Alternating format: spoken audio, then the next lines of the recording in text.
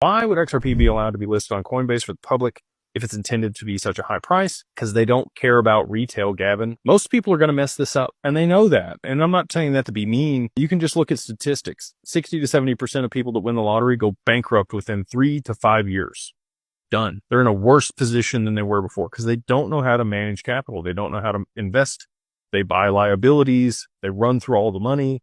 Hundreds of millions of dollars burnt, lit on fire in 3 years because people don't have the financial education. They don't have the resources. They don't have the network. They don't have the professionals they need to be able to manage this appropriately. And they know that's what's going to happen to all these people. And most people are going to sell it. Most people don't care. They want the cash, and they will sell the XRP at a high price, and then the institutions will use it. And again, like I said earlier, retail might hold 2 billion XRP, maybe like 2% of the supply. And the other reason is they needed retail to create liquidity in the market so that they could test the asset. And look, like there's lots of people that are like, Ripple sells XRP to fund their business. Yes, they absolutely do. That's not a bad thing in my opinion. It is a positive feedback loop. They're able to use it to fund their business, to continue to build out the success of the network that continues to raise the value of the token that they sell to fund their business, to build out the network, to increase the value of the token.